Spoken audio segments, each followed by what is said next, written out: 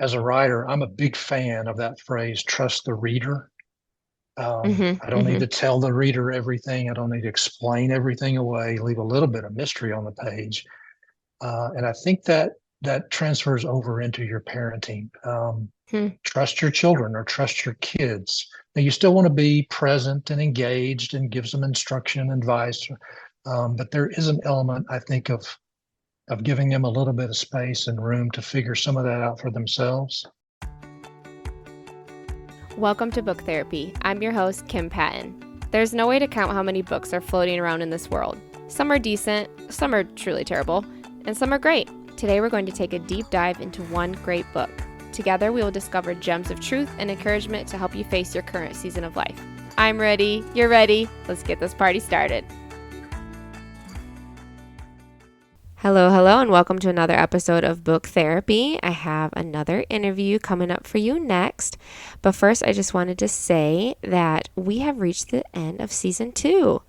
I've been recording podcast episodes for 2 whole years, and you have been listening, so thank you so much. We are going to take a break, and I will be back with you all in September, and we will kick off season 3. See you then. Let's dive into the book. Today we are talking about Know When to Hold 'em by John Blase, the high stakes game of fatherhood. And I have a special treat. He is here with me. So welcome to the show, John. Thank you very much, Kim. Appreciate the opportunity to be with you. Some of you have probably heard the song by Kenny Rogers called The Gambler, and that is where John gets this title. So in the book, it's sort of memoir, sort of poetry, and he really dives deep into the treasures of parenting and also the struggles and the mind games associated with raising people to be what they are called to be, not necessarily what you want them to be. Yeah. And I remember reading this book and feeling like it was a treat. It was a perspective that I didn't have. I'm a mom, my husband is a father, and so he has his perspective, and I get the treat of hearing his perspective occasionally. But reading this and learning about your family, John, was a really beautiful experience. So I just wanted to first say thank you for inviting me into your world and getting to know your family a little bit. So we're going to talk today about your daughters, your son, and your relationship with your father growing up and since the year since he has passed away. Okay. So can you share your family's names? Do you feel comfortable doing that? Yeah, absolutely. Our oldest is our son, Will. He's currently 27. Um, our middle daughter, his name is Sarah. She is 26. And our youngest is Abby. She just turned 22 in March. So the stories that you've read are from quite a while ago. We have actually the joy of adult children now, which is it really is fun. So let me be sure and get that plug in there for adult kids. It's a lot of fun. I the youngest children get, a lot of attention and rightly so. And your stories about Abby were some of my favorites, but I do want to start with daughters because I'm biased. I have two daughters, and I think your youngest you talked about was 6 years old, and I have a 3 and a 4 year old. So Okay. I enjoyed the daughter stories. And on page 71, you talk about just a regular evening in your house. There's some Yahtzee, there's some dinner, there's some Christmas music in not Christmas season, Yeah. which it was your choice, I heard. Yes. There was a sick dog, a sick beagle, and I want you to tell me about your dancing daughters and just what it's like to have those moments at home with the simplicity of dinner around a table and rolling dice and feeling, you said, like gamblers on a riverboat. Just tell me about that experience. Yeah. Thank you for asking about that. Um,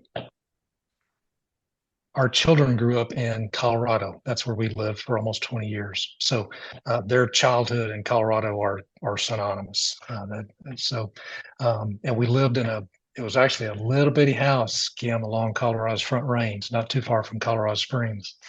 Um, and there were days when we wished we would have had a, 4 or 5,000 square foot house, some sprawling thing, but that just wasn't our story. It wasn't the cards we were dealt, if we're going to talk about gambling. Um, and so we lived in a small house. So we were in each other's space all the time, stepping over one another. And then you add the beagle to that. We were just, um, but as we looked back over that, it was actually really a gift because it kept us all really in one another's lives. There were times when we had to get out as we Hmm. drove each other crazy, but Hmm. um, we intentionally made a habit of dinner around the table in the evenings. That's something that my wife and it was special to us growing up as kids. And so we wanted to keep that tradition alive with our own family. So it was a time in which we all just kind of reassembled, after being in different places throughout the day. And had a small little table and we just gather around and we're an ingredients family. So there were always, we cooked and everything. Very little was ready made or ready prepared. So there was all the cooking leading up to that meal. But we would gather around the table and just kind of rehearse the day, ask everyone what they'd done. Um, Not in any kind of structured, heavy way. I see sometimes that, questions to ask around your dinner table. Sometimes that feels a little bit forced, and I think your kids can smell a rat like that. Now, maybe they enjoy doing that, but I think my kids would have probably balked at that. But just some natural conversation that comes out, and for whatever reason, and I'm just eternally grateful for it. The members of our family, we like one another. And so we enjoy being in one another's company and having conversation like that. So yeah, we'd crank up some Christmas music and I don't know what that was, possibly August or something or September, probably because we all love Christmas. But it was just those simple things. Sometimes we make it a little bit too complicated or a little bit too hard. Um, and just enjoying the meal together, playing some card games, possibly Yahtzee, a little bit of music in the background. And then there's always those unexpected things. We had a beagle at the time. And right in the middle of that beautiful, picturesque moment, he got sick and started barfing all over the place. And um, it added to the memory, as you look back on that. In the moment, it was kind of traumatic. And as I said, we lived in a small house with a little bitty kitchen. But Oh. you know what? Those are the things that you remember. And writing that down or journaling that or recording that, on your iPhone in some way as you go through those days as parents. Um, those are those are really, really sweet memories. And that's and it's interesting as to what your children remember about those different scenarios because they each remember it possibly just a little bit differently. There's dad's version, which is kind of the poet writers, flowery language version or whatever, and then the kids version, which is a little more raw and to the moment. But it's fun to have them kind of speak back into that as well. So Hmm. They're like, I remember mom and dad yelling and fighting over the dog being sick on the carpet or something. And you're like, no, I don't remember that. I remember the Christmas music and the me cleaning it up with a great attitude because I love my family. yes, there's the author's edits, and we try to, as much as possible, we try to present the reality, but we do have a tendency to take a broom and a mop and a dustpan to the memories sometimes.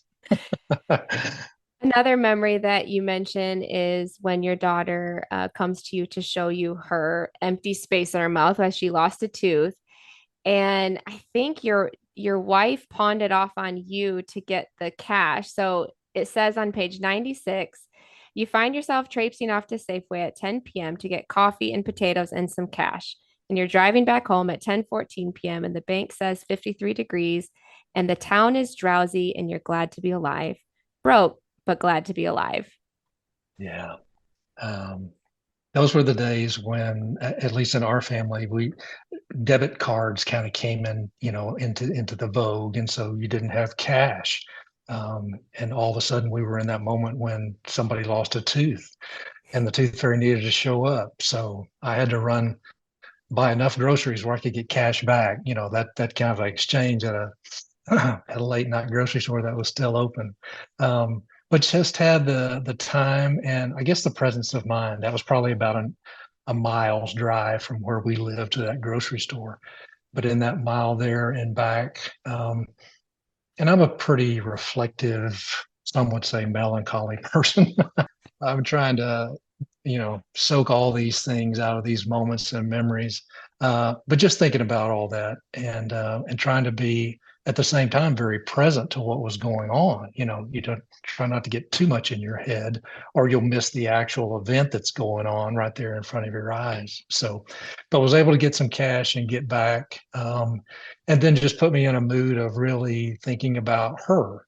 And that night she lost a tooth, but kind of fast forwarding into her life, which I couldn't see at the time and still can't see, even as an adult, um, there would be things that she would lose that would not be as simple and possibly as easy as a tooth, um, to celebrate. And so had a little bit of moment there of just thinking about her, grateful for her life, but also some of the fears of fatherhood, in which you can't make it all better. You can't fix the thing that may be broken or find the thing that may be lost. So um, it's one of those bittersweet moments that was actually very, very sweet, but had traces of some bitter in it too, and that's just the deal. So yeah. Hmm. And that's what you hold close to your heart, as you're driving or as you're going to sleep or as you're another chapter you talk about being up at 4 in the morning. And it's just the reminder of the preciousness of their lives. Whether the days are loud, they're chaotic, they're filled, there's words that are said, good words, harsh words, like it's just a mixture of everything, but something about the quiet and the aftermath where as a parent you just feel this heaviness of their life is a weighty thing and you somehow get to hold it. And I mean, really, we know we're not really holding it, we're not really in control, and we can't really protect them fully, but there is a reflection and a just a humble attitude of, wow, it's a privilege, it's an honor and a privilege to be a part of their life. It really is. And I loved what you said there about kind of the weightiness. I think maybe you used that word of their lives, and you hear the phrase sometimes people. It's usually in a derogatory way about the burden of children. But I don't take burden in a negative way. I look at that word as it just means something that has weight, and it is weighty. So are your children a burden that you carry? They are, and it's a joyful burden. There are highs and lows and happies and sads and all the in betweens. Um, but yeah, if you can try to stay, and like you said, some days it's a circus. It's a circus on steroids, and being reflective or trying to be in the moment, that's a pipe dream. You're trying to survive, Mm-hmm. or maybe get everybody to go to sleep for Pete's sake, you know, and not lose your mind. But if you can stay attentive along the way, one of my favorite poets, her name is Mary Oliver. She said, I Mm-hmm. don't know what a prayer is, but I know how to pay attention." Which when I read that, she's equating prayer with that's what prayer is. It's paying attention. So there's kind of this pray without ceasing or be prayerful in your parenting. It just means noticing what's happening and what's right there in front of you. There's a richness there, like you said, there really is, and it goes fast. Uh, I've heard, I've heard people say that a few times. Let's see. You mentioned the happies and the sad. So let's move on to talking about your son. You have a one and only oldest son, Will. And on page 31, you have a chapter on how his friendship was broken when someone moved away. And you kind of had to give him his space. He was struggling, but he wasn't open about it per se. and you were helping him with his math, and he wasn't fully present, and you could tell under the surface that he was struggling with grief. And you say, "That's hard enough for me to stomach, let alone a 9-year-old boy. My son is grieving, and man, it's hard to watch." So, talk to me about your relationship with your son and moving with him through his emotions as a man, growing from a boy to a man. You have this special connection with him because he's your only son. And how was that relationship different than your daughter's? In that specific instance, as you would probably guess, he really didn't realize all that was going on, as a 9-year old. Um, I think he knew something was off within himself. He probably wouldn't have articulated that if I'd pressed him. Um, but the important thing that came out of that, at least for me as a father, was again, you're wanting to fix the situation or make it all better if you possibly can, and that goes for a mom or a dad. That's just a parent's desire. But sometimes in the lives of our kids, and you can err probably on either side, but there's something to giving our kids a little bit of space. As a writer, I'm a big fan of that phrase, trust the reader. Mm-hmm, I don't need mm-hmm. to tell the reader everything. I don't need to explain everything away, leave a little bit of mystery on the page. And I think that transfers over into your parenting. Hmm. Trust your children or trust your kids. Now, you still want to be present and engaged and give some instruction and advice, but there is an element, I think, of giving them a little bit of space and room to figure some of that out for themselves. I don't know that we did that very successfully. For every one of these, that particular chapter, there were probably 4 or 5 other instances where I was too much in his business. And so, but you kind of learn along the way. But I think that's important. I don't know that it differs too much between sons and daughters. It may just really depend on the personality of your child, as they're each very much their own person. Um, but with him, and my son Will, he gets his looks from his mom, which I'm super thankful for, but he gets some of his broody melancholy stuff from me. Um, and so I know that he has to, even as an adult, and he's going to get married in August the Oh, 31st. So congratulations. we've got a wedding on the horizon and super excited about that. Yeah. But I, even in engaging with him as an adult, um, the same thing kind of applies. I have to give him a little bit of room, probably even more so than a boy as a man now, because he has responsibilities of his own and he's about to get married and step into all these things that go with being an adult in today's world. So a little bit of space is important. Like I said, you don't want to somewhere between abandoning them almost and being some kind of almost like the helicopter type parent.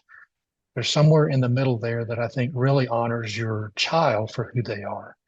I think you talk about that a little later in the book, when your son graduates from elementary school and he's heading to middle school. And you say, "My son, I am well pleased with you. It seems a breath ago that I took those scissors from Doc Brown's hand and cut you free from your mother. Only a breath. But one breath follows another if we live, and today finds you standing on the shore looking out at the sea of adolescence. You must know there are wonders to behold ahead. There are also waves and winds and storms. I believe that you have it within you to face what lies ahead. And I believe, as I believe you do, that there is one who goes before you, always before you." And you talk about how you believe in him.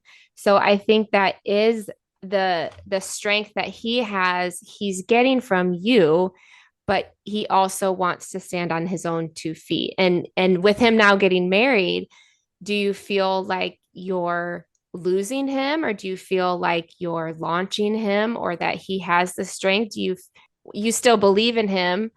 How does that look like now as an adult? It's a great question. We're as close as we've ever been, possibly closer.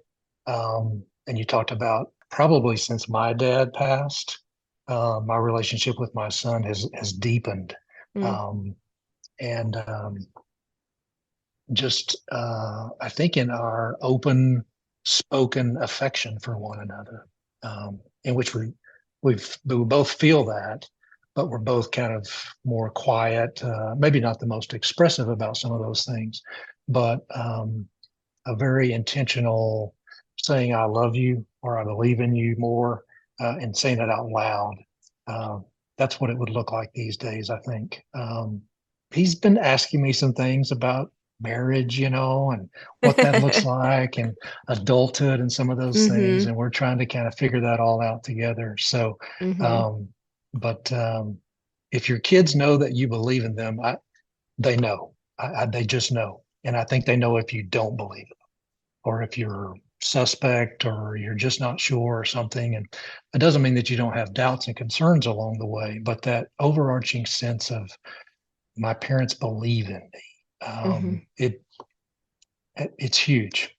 It really is. And it goes a long way to keeping you in communication with them as adults. And that would be another thing that we're intensely grateful for is that the conversation is still going. A lot of times kids get to their 20s or something, and for whatever reason or reasons, the conversation shuts down. It may be differences over anything, relationships, politics these days, who knows what it could be.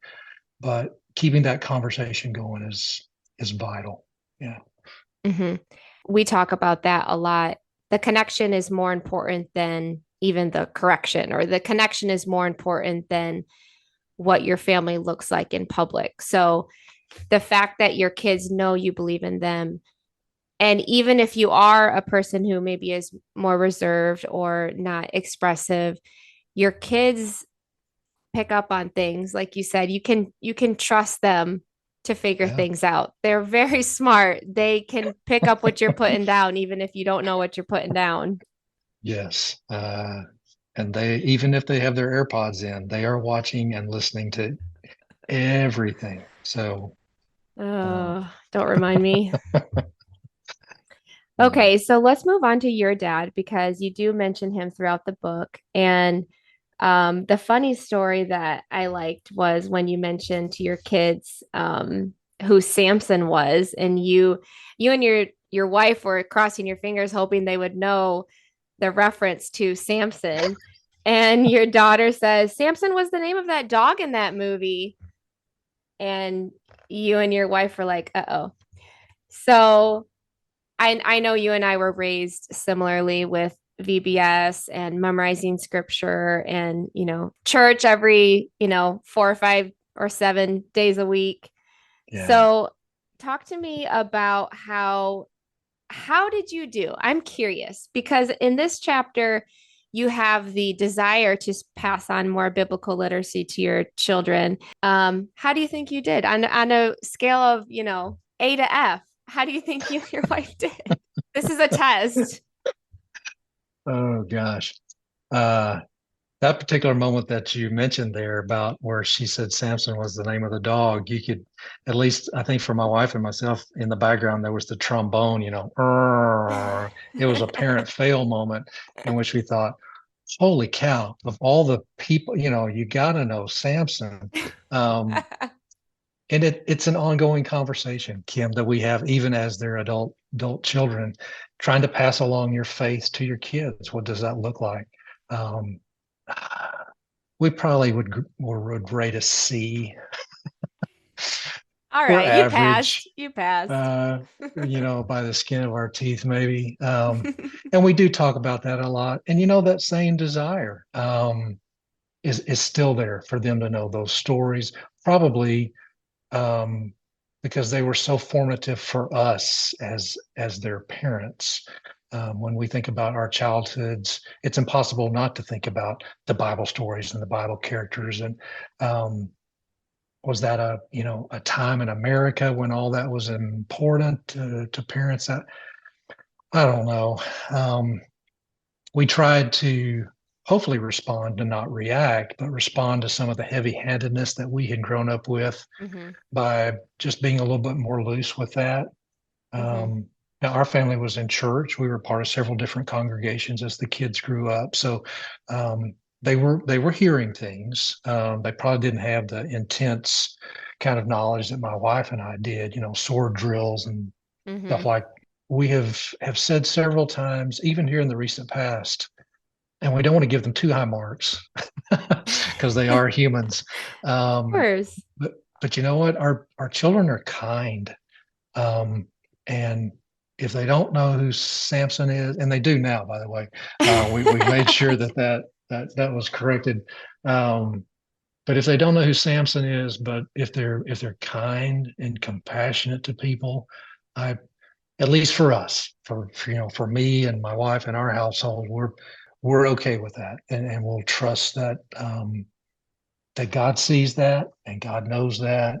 But again, for whatever reason, they're kind, compassionate people, and who knows, they may come around if children are a part of their future. Once they have spouses or partners, um, they may step back into the Bible and those stories in ways that I have no idea about. And you know what? I'd be tickled pink if that happens. Um, and maybe I have the opportunity to do some of that with grandchildren. Who knows? So um, I have hopefulness about that, and but very, very thankful for kind kids. Yeah. Right. And I appreciated your perspective just of the way you and your wife approached parenting them. It did feel to me like you love them well, and that is important, and to point them to the love of God because they're going to see the love of God through the way you loved your wife, through the way you loved your kids. That's actions speak louder than words in that case. So talk to me about your dad and talk to me about how he took you to piano lessons. I see on page 94 that you were kind of questioning how many times your dad took you to piano lessons. You say, I don't know, it doesn't matter. Sometimes a father doing something once is enough to become a memory that will stay with the child forever. Yeah. That's one of those memories that is cloudy for me. I mean, there are aspects of it that are distinct. He drove me to piano lessons way out in the country at this lady's house, and some of my curiosity, as a man of 57 about my father who's passed, I have to wonder what he did. I was there for almost an hour. People didn't have iPhones back then, or anything. What did he read? Did he just look at the cloud? Did he take a nap? I really have no idea. But he was faithful to take me to piano lessons and wait for me while I was there. Um, and yeah, I don't know how many times that was, but um, maybe once is enough. Or if it were 5 times, that is enough. Um, Part of my dad's strength was his presence in my life, and he was engaged, but he did almost like we were talking about Will a few minutes ago. He gave me space. He honored my space with musical taste, and listening to rock and roll and all this kind of stuff Mm-hmm. that I love to do. Which um, he was curious about that and interested about that, but he was present. He wasn't an absent father by any means. Um, and that's probably one of the things that I miss most since his death is just his presence, um, because it was powerful. And and you probably know that's what we remember about people. My dad was a preacher. I remember very few of the sermons that he actually preached, but I remember his presence, as he stood up in that pulpit and delivered that sermon. And that's what we remember about each other, and that's what I miss about him, because he was soft spoken, and probably I get my melancholy from him. um, and But he was always there, and his presence was significant, and its absence is very, very noticeable, and grows is probably even more noticeable today than 3 years ago when he died. Mm. Um, he was a powerful presence. Yeah. Wow. I'm grateful that you had that in your childhood and your adulthood, and also that you're passing it on to your children because you know how much it means for you to be there and for you to show up and not fix everything, but just be around.